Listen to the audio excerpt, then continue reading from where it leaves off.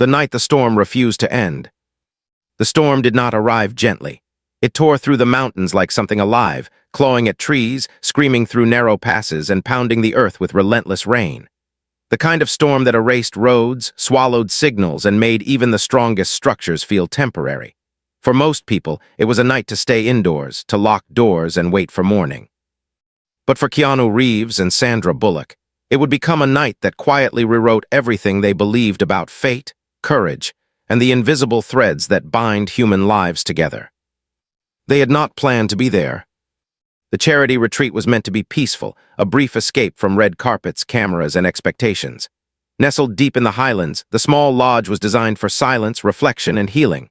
No press, no schedules, just long walks, quiet conversations, and the rare comfort of being unseen. Keanu had agreed to come at the last minute, drawn by the cause rather than the location. Sandra followed for similar reasons, believing she would leave with renewed clarity and nothing more. By late afternoon, the sky had begun to darken unnaturally fast. Clouds piled on top of one another like bruises spreading across the horizon. The locals noticed it first. They spoke in low voices, glancing upward, their expressions tight with unease. Storms were not unusual in these parts, but this one felt different, heavier, angrier, as if the land itself were warning anyone who would listen. By nightfall, the warning became reality. Rain hammered the lodge roof so violently that conversation became impossible. Wind rattled windows and bent trees until they screamed. The power flickered once, twice, and then vanished entirely. Emergency lights hummed to life, casting long, trembling shadows across the wooden walls. Guests were reassured it would pass, that the generators would hold, that help was close if needed. But something in the air felt wrong, too thick, too urgent. Keanu stood near a window, watching sheets of rain distort the world beyond the glass. Years of experience had taught him to listen to instincts, especially the quiet ones. And right now, something deep inside him refused to settle. Sandra felt it too. She hadn't said anything, but her grip tightened around her mug as thunder cracked so loudly it seemed to split the sky open. Then came the sound that changed everything. At first it was indistinct, almost lost beneath the roar of the storm. A faint, broken noise carried by the wind. Sandra froze. She tilted her head, straining to hear. Keanu turned toward her, recognizing the look instantly. "Did you hear that?" she asked softly. He nodded, "Yeah." They moved closer to the door, listening. There it was again, not wind, not thunder, something human, something fragile. A sound that did not belong to the storm but was being swallowed by it. A cry. The lodge manager insisted it was impossible. No one should have been outside. The nearest village was miles away, separated by narrow trails already flooding with runoff. But Sandra was already pulling on her jacket. Keanu followed without hesitation. Some moments don't allow debate. They only allow action. Outside, the storm hit them like a wall. Rain soaked through clothing instantly. Mud clung to their boots. The path lights flickered weakly, barely piercing the darkness. Every step forward felt like resistance itself was pushing them back. And yet the sound grew clearer. A child. The realization landed hard. This was not confusion or imagination. Someone small, scared, and alone was out there in a storm that could easily kill them. The idea was unbearable. They followed the sound beyond the lodge grounds, down a sloping trail where water rushed like a river that hadn't existed an hour earlier. Trees loomed like dark silhouettes, branches snapping under the strain of the wind. Thunder boomed overhead, shaking the ground beneath their feet. Sandra nearly slipped once, and Keanu caught her instinctively, steadying her without a word. Fear was present, but it did not control them. What drove them forward was something far older than logic, the unshakable pull of responsibility when another life is in danger. They found the child near a collapsed wooden footbridge. A small figure clung to a broken railing, soaked, shaking uncontrollably, eyes wide with terror. The water below surged violently, threatening to sweep everything away. The child couldn't have been more than 8 years old. "It's okay," Sandra said, forcing calm into her voice despite her pounding heart. "We're here, you're not alone." The child tried to speak but couldn't, tears mixed with rain, fear locking their voice away. Keanu approached slowly, hands open, movements careful. He had faced danger before on screens in controlled environments, but this was different. This was real, raw, unforgiving. Together they maneuvered toward the child, timing their steps between gusts of wind. When Keanu finally reached them, he wrapped his arms around the trembling body, shielding them as best he could from the storm. Sandra moved in close, covering them both with her jacket, her own teeth chattering as cold seeped into her bones. Getting back was harder. The trail had transformed into a flowing channel of water and debris.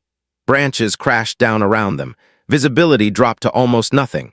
Every instinct screamed that this was dangerous, that they should wait, call for help, retreat, but waiting was not an option. The child's body was already dangerously cold. Time mattered. Step by step, they moved uphill, fighting exhaustion and fear. Sandra slipped again, scraping her knee, but she didn't slow down.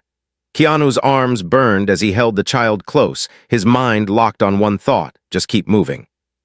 When they finally reached the lodge, soaked, bruised, and shaking, staff rushed forward in disbelief.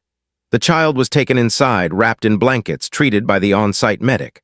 Slowly, color returned to their face. Breathing steadied. Life, fragile but stubborn, held on. It was only later, much later, that the truth began to surface. As the storm raged on outside, Keanu and Sandra sat quietly in the dim light, exhaustion settling into their bones. They hadn't spoken much. Words felt inadequate. Something had happened out there, something that neither of them yet understood. They believed they had saved a child from a storm. They didn't yet know the storm was only the beginning. What the child wouldn't say. Morning did not arrive the way it usually did in the mountains. There was no soft light creeping over peaks, no birds announcing a new day. The storm lingered, exhausted but stubborn, clinging to the land as though unwilling to release its grip. Rain fell more gently now, but the damage had already been done. Trails were washed away, power lines downed, and the lodge sat isolated in a pocket of wet silence, cut off from the outside world. Inside, the atmosphere felt heavy, not with panic, but with something quieter and more unsettling. The kind of tension that grows when questions remain unanswered. The child lay in a small guest room near the infirmary, wrapped in blankets far too large for their thin frame. Their name, they finally whispered, was Eli. The medic had checked for injuries and found none severe, but concern remained etched across every adult face in the room. Hypothermia had been dangerously close. Another half hour in that storm could have ended very differently. Keanu stood near the doorway, arms folded loosely, eyes never leaving the bed. He had slept little, his mind replaying the rescue again and again, each detail sharper than the last. He couldn't shake the feeling that something about it all didn't add up. Children didn't wander alone into mountain storms by accident. Not like that, not so far from shelter. Sandra sat in a chair beside the bed, her posture calm but attentive, the way it became when she sensed something fragile unfolding. She spoke softly when she spoke at all, careful not to overwhelm. Eli's eyes followed her every movement, as though anchoring to her presence kept fear at bay. When asked where they had come from, Eli shrugged. When asked who they were with, silence followed. Not stubborn silence, not defiance, something deeper, something protective. The staff exchanged worried glances, but no one pushed. Trauma had its own rules, and forcing answers too soon often closed doors that might never reopen. Still, the unease lingered. By late morning, the storm weakened enough for radio contact to flicker back to life. Local emergency services were notified. A search team would come as soon as conditions allowed. Until then, the lodge became a temporary sanctuary not just for Eli, but for everyone unsettled by the night before. Keanu and Sandra found themselves sitting together by the large stone fireplace, cups of untouched coffee cooling in their hands. Neither had planned to talk, but silence between them had never felt uncomfortable. It simply made space for truth to surface when it was ready. "I keep thinking about his shoes," Keanu said quietly. Sandra looked up. "What about them?" "They were soaked through, torn, too small for how far he'd walked." He paused. "That doesn't happen overnight." Sandra nodded slowly. She had noticed the same thing. The small details that didn't belong in a single-night accident. The kind of details that hinted at a longer story, one filled with endurance rather than impulse. Later that afternoon, when the medic stepped out briefly, Eli finally spoke again. Not in response to a question, but to a memory that surfaced uninvited. "I didn't mean to break the bridge," the child whispered. Sandra leaned closer, keeping her voice steady and gentle. "You didn't break anything." Eli's lower lip trembled. "It was already broken. I was trying to get across before it got dark." Keanu's attention sharpened instantly. "Why were you trying to cross?" Sandra asked. Another long pause, then barely audible because if I didn't come back, he'd think I left for good. The words hung in the air, heavy with meaning neither adult yet fully grasped. Sandra resisted the urge to fill the silence. Some truths needed room. "Who would think that?" she asked eventually. Eli shook their head, eyes fixed on the blanket. "I can't say." It wasn't fear of punishment. It was loyalty, a fierce, protective instinct that didn't belong to someone so young. Keanu felt something tighten in his chest. Whatever situation had shaped this child had demanded too much responsibility far too early. That evening, as rain finally slowed to a drizzle, the search team arrived. Mud-streaked, tired, and serious, they listened carefully as the events were explained.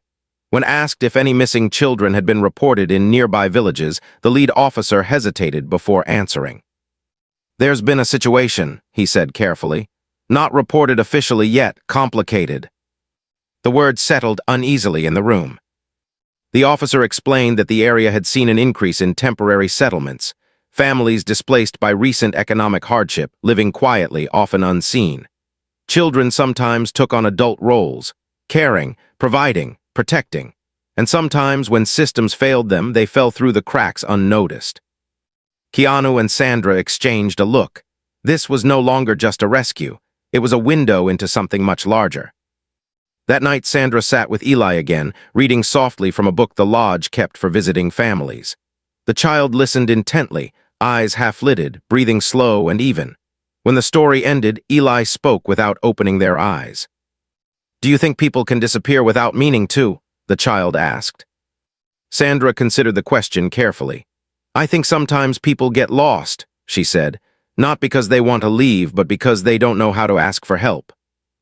Eli nodded. "That's what happened to him." Sandra's heart skipped. "Who?" "The man I live with."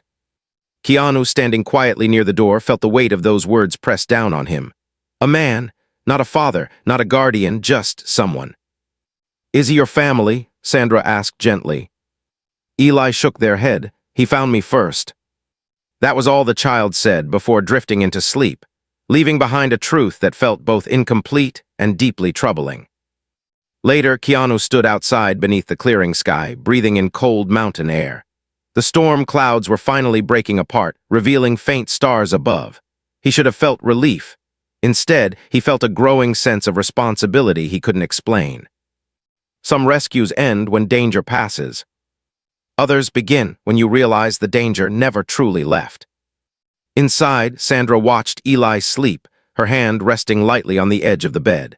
She had played many roles in her life, told many stories, but nothing had prepared her for the quiet realization forming in her heart now. Saving a child from a storm was one thing. Understanding why the child was there in the first place would change everything. The weight of what was found. The storm finally withdrew sometime before dawn, not with drama but with exhaustion, as if it had poured every last ounce of its fury into the mountains and had nothing left to give. What remained was a landscape altered in subtle but undeniable ways. Paths were reshaped, trees leaned at unfamiliar angles, and silence settled into places once filled with rushing water. For Keanu Reeves, that silence felt louder than thunder.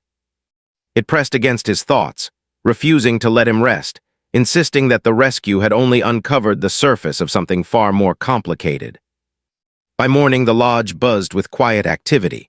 Staff worked to assess damage while the search team coordinated with nearby villages. But inside one particular room, time moved differently. Eli sat upright now, wrapped in a thick sweater borrowed from the lodge gift shop, hands folded tightly in their lap. Their eyes followed every movement in the room, alert but guarded, as though the world had taught them too early that safety could vanish without warning. Sandra sat across from Eli, not asking questions, not filling the space with reassurance, simply being present. Keanu leaned against the wall nearby, arms crossed, listening more than speaking. There was an unspoken agreement between them now, forged not by words but by shared instinct. This child was not just passing through their lives. Something had already shifted. When the search team returned from the nearest settlement, their expressions were sober. They spoke quietly with lodge staff first, then asked to speak privately with Keanu and Sandra. The room they gathered in was small, the air thick with seriousness. "There's no missing child report," the officer said carefully. "Not officially, but there is concern." He explained that several months earlier, a man had been seen living on the outskirts of the mountain region, moving between temporary shelters, taking on odd jobs. He kept to himself. He avoided attention, and at some point a child appeared with him. No paperwork, no school enrollment, no medical records, nothing that would flag authorities unless someone actively looked. People assumed, the officer continued, that he was family or that the child was under someone's care, but no one ever verified. Sandra felt a familiar ache form behind her ribs, the kind that came when systems failed quietly, invisibly. "Is he dangerous?" Keanu asked. The officer hesitated. "We don't know, but we do know this. The man hasn't been seen since the storm began." The implication settled heavily in the room. The storm that nearly took a child might have already taken something or someone else. Later that afternoon, Sandra walked with Eli along the covered veranda, the mountains stretching endlessly beyond them. The air smelled clean now, scrubbed raw by rain. Eli watched the clouds drift apart, their face unreadable. "Do you think he's mad at me?" Eli asked suddenly. Sandra stopped walking. She crouched so their eyes were level. "Why would he be mad?" "Because I left," Eli said simply. "I wasn't supposed to." Sandra felt her heart tighten. "Did you leave because you wanted to?" Eli shook their head. "I left because I had to." The words carried the weight of an adult's burden spoken through a child's voice. Sandra didn't rush to respond. She had learned long ago that some statements weren't questions but confessions. Keanu watched from a distance, noticing how Eli leaned slightly toward Sandra, how trust was forming not through promises but through patience. Something about that stirred memories he rarely visited, times when help came not as solutions but as presence. That evening, Eli finally spoke more openly, not prompted by interrogation but by exhaustion. They spoke of nights spent listening for footsteps that never came, of learning when to stay quiet, of understanding moods before words were spoken. They spoke of responsibility, not as a concept, but as a condition of survival. "He wasn't bad," Eli said quietly, "just tired and scared like me." Keanu felt something shift deep inside him. The world liked simple stories, heroes and villains, right and wrong, but real lives rarely fit into neat categories. This wasn't a story about rescue alone. It was a story about abandonment that didn't look like cruelty and protection that didn't look like safety. As darkness settled again over the mountains, the officer returned with news. A temporary shelter had collapsed further up the ridge. They had found belongings, but no person.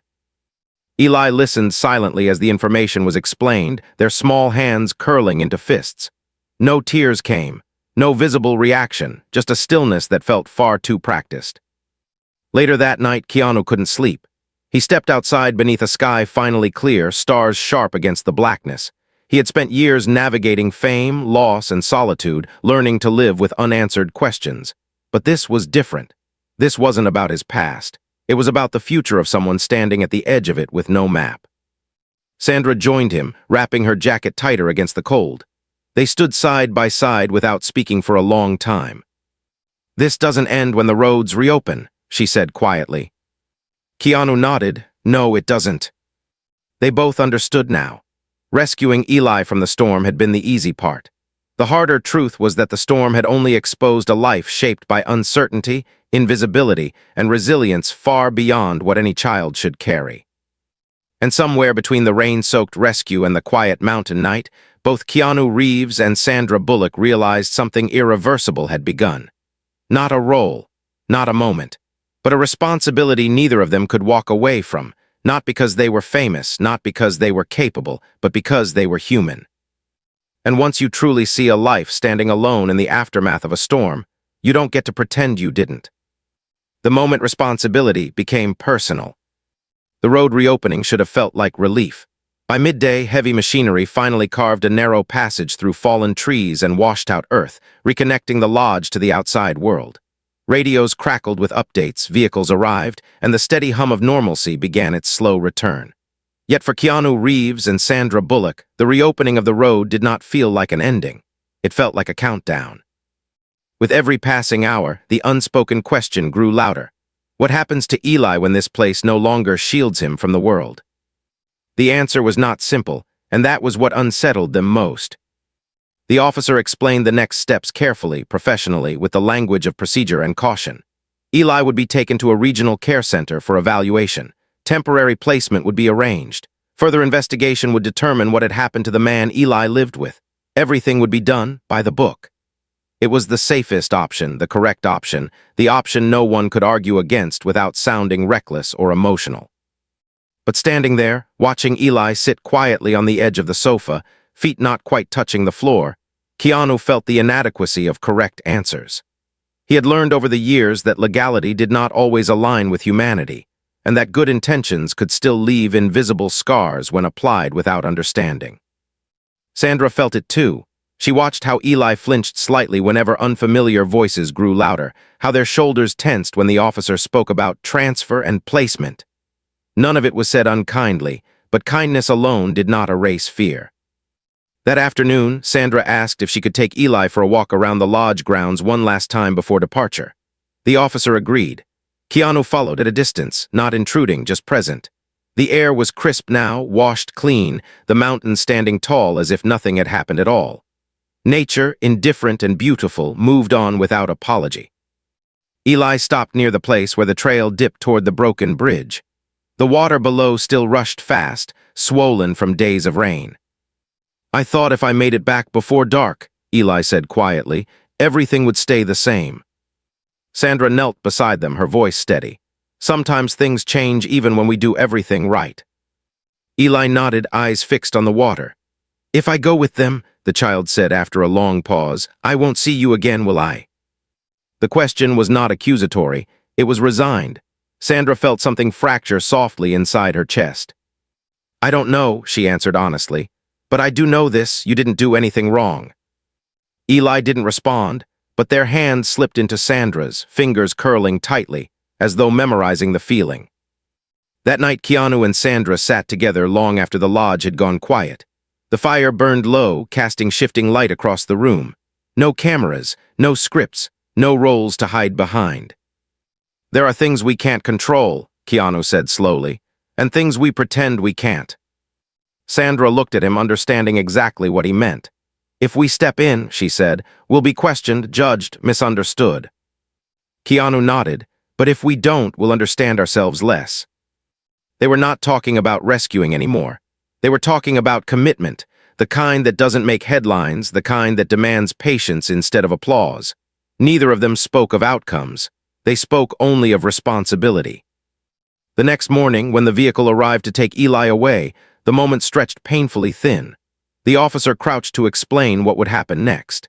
Eli listened politely, nodded when expected, but their eyes searched the crowd until they found Sandra and Keanu standing together near the steps. Eli hesitated before moving forward. Then, with a quiet courage that felt far too practiced, the child turned back. "Thank you for finding me," Eli said. Sandra's throat tightened. Keanu felt the words settle somewhere deep and permanent. Before anyone could intervene, Sandra stepped forward. "We'd like to request something," she said calmly, clearly.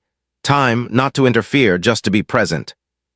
The officer studied them, weighing intention against protocol. This wasn't a dramatic confrontation. There were no raised voices, just a moment where procedure met compassion and had to decide whether there was room for both. After a long pause, the officer nodded. "We can allow temporary involvement," he said, "under supervision." It wasn't a promise, it wasn't a solution, but it was enough. As the vehicle pulled away, Eli looked back through the window, eyes wide, uncertain but not alone. Keanu watched until the road curved out of sight. He felt the gravity of what they had just set in motion. This was not a story that would resolve cleanly. There would be paperwork, scrutiny, doubt. There would be moments when stepping back would be easier than stepping forward. Sandra stood beside him, silent but resolute. Some choices don't announce themselves as turning points. They arrive quietly, disguised as hesitation, as small requests, as moments where you decide whether compassion is worth inconvenience. And somewhere deep within both of them, Keanu Reeves and Sandra Bullock understood that the storm had not changed them by what it destroyed, but by what it asked them to carry forward. The quiet weight of staying. The world did not pause simply because a choice had been made. Life moved forward with relentless indifference, as it always did. Meetings resumed, phones rang, schedules demanded attention. For Keanu Reeves and Sandra Bullock, the days following Eli's departure from the lodge unfolded in a strange duality. On the surface, everything looked normal. Beneath it, something fundamental had shifted, and neither of them could pretend otherwise. Eli was placed temporarily in a regional care center, a modest facility perched at the edge of the valley. The building was clean, orderly, and staffed by people who cared deeply, but it carried the unmistakable atmosphere of transience. Nothing there belonged to anyone for long. Even kindness felt scheduled. Keanu noticed it the first time they visited, the way Eli sat upright, alert, as if rest itself required permission. The child smiled when they arrived, polite and grateful, but the smile didn't reach the eyes. Sandra felt the change too. Eli listened carefully now, measuring words before speaking, adapting too quickly to new routines. It was the kind of adaptability born from necessity rather than comfort. She recognized it immediately. She had played characters like this before, but seeing it unfold in real life was something else entirely. This was not resilience as a virtue. This was resilience as survival. They visited often, never announcing themselves, never making promises they couldn't keep. They learned the rhythm of the place, the names of the staff, the quiet rules that govern daily life. Keanu spent time simply sitting with Eli, working on small puzzles, listening to stories about imaginary places that felt far safer than the real world. Sandra read aloud again, the same way she had at the lodge, grounding continuity in a life that had known very little of it. Still, questions followed them everywhere. The media didn't know the details, but rumors surfaced as they always did. Speculation, curiosity, whispers about involvement, about intention. Keanu and Sandra ignored it all, not out of defiance, but because it no longer felt relevant. This wasn't about perception. It was about presence. One afternoon, Eli asked a question that neither of them was prepared for. "Do people ever get tired of helping?" the child asked quietly, eyes fixed on the window. Sandra felt her chest tighten. Keanu remained still, giving the moment the respect it deserved. "Sometimes," Keanu said honestly, "but the right people don't leave because they're tired. They leave when they're afraid, and sometimes they stay even when they are afraid." Eli considered this, absorbing it slowly. "I don't want to be the reason someone stays when they don't want to." Sandra reached for Eli's hand, her grip gentle but firm. "You're not a reason," she said. "You're a person." The words settled between them like something sacred. As weeks passed, more information emerged. The man Eli had lived with had been found alive, injured but recovering. His story, once pieced together, revealed a tangled history of displacement and fear, of someone trying to protect a child without the tools or stability to do so safely. It was not a story of malice. It was a story of limits. Authorities worked carefully, balancing protection with compassion. Eli was safe, but uncertainty remained. Futures don't rearrange themselves neatly simply because the truth comes out. For Keanu, the weight of it all stirred old reflections. He had learned long ago that life rarely offered clean resolutions, only opportunities to show up again and again. He felt no urge to speak publicly, no desire to frame this as something inspirational. The real work happened quietly, in rooms without cameras, in moments that would never be documented. Sandra struggled in different ways. At night, she replayed conversations, searching for signs she might have missed, wondering how many children lived entire lives unseen. She questioned herself constantly. Was involvement helping or complicating? Was staying close a kindness or a disruption? The answers refused to be simple. One evening, as they left the center together, Eli walked a few steps behind them, unusually quiet. Just before they reached the door, the child spoke. "When the storm happened," Eli said softly, "I thought if I disappeared, no one would notice." Keanu stopped walking. Sandra turned slowly. "But you did," Eli continued. "You noticed." The words landed with quiet force, not gratitude, recognition. Later, alone in the car, neither of them spoke for a long time. The road stretched ahead, familiar yet altered, just like everything else. They both understood now that the storm hadn't changed them by demanding bravery. It had changed them by demanding consistency. Showing up once was heroic. Showing up again and again, without certainty, without applause, was something else entirely. And in that realization, Keanu Reeves and Sandra Bullock began to understand the truth they hadn't seen that night in the rain. Some rescues don't end when the danger passes. They begin when you decide not to disappear afterward. What remained after the storm? Time did what it always does. It moved forward, indifferent to hesitation, gentle with nothing. Seasons shifted in the mountains, washing away the last physical traces of the storm. Trails were rebuilt, bridges repaired. The lodge returned to its quiet rhythm, welcoming guests who would never know what had happened there on that violent night. But for Keanu Reeves and Sandra Bullock, the storm never truly ended. It followed them not as fear, but as awareness, reshaping how they saw responsibility, connection, and the fragile permanence of human presence. Eli's future unfolded slowly, deliberately, shaped by care rather than urgency. Authorities worked through the complexities with patience, balancing safety, accountability, and compassion. The man Eli had lived with entered a structured recovery program, one designed not to erase his past but to stabilize his future. It was not a fairytale resolution. It was something rarer and harder, an honest one. Eli remained under protective supervision, but stability replaced uncertainty, and routine replaced vigilance. Trust did not arrive suddenly. It grew the way real trust always does, through consistency. Keanu and Sandra remained part of that consistency, not as saviors, not as solutions, but as constants. They showed up without ceremony, without expectation. Sometimes they brought books, sometimes silence, sometimes nothing but time. Eli changed in ways so subtle they might have gone unnoticed by anyone not paying attention. The guarded posture softened. Laughter came more easily. Sleep came without fear. The child who once believed disappearance was inevitable began to understand that being seen could be permanent. One afternoon, months after the storm, they returned to the mountains together. The air was warm now, sunlight filtering gently through trees that had once bent under violent winds. They stood near the rebuilt bridge, its new structure solid, unremarkable, quietly functional. Eli walked ahead, confident now, no hesitation in their step. "This is where I thought everything ended," Eli said calmly. Sandra smiled softly, "And now?" Eli considered the bridge, then turned back. "Now it feels like where it started." The simplicity of the statement carried more truth than any dramatic speech ever could. Later, as they sat overlooking the valley, Keanu reflected on how easily life could have gone another way. How close that night had come to being just another headline, another tragedy absorbed and forgotten. He realized that the most profound changes in his life had never arrived through success or recognition, but through moments that demanded something quieter, patience, humility, and presence without reward. Sandra felt the same transformation, though she named it differently. For her, the storm stripped away illusion. It reminded her that kindness wasn't a performance and empathy wasn't a message. They were choices, repeated daily, often unseen.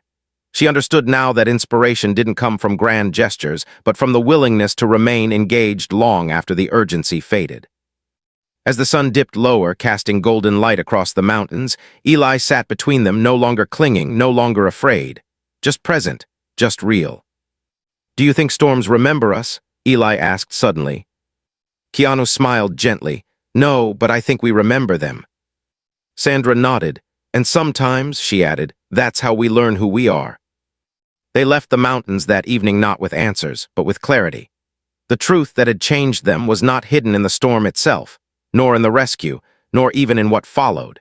It lived in the understanding that lives intersect for reasons beyond coincidence, and that what we choose to do in those intersections matters more than who we are or where we come from.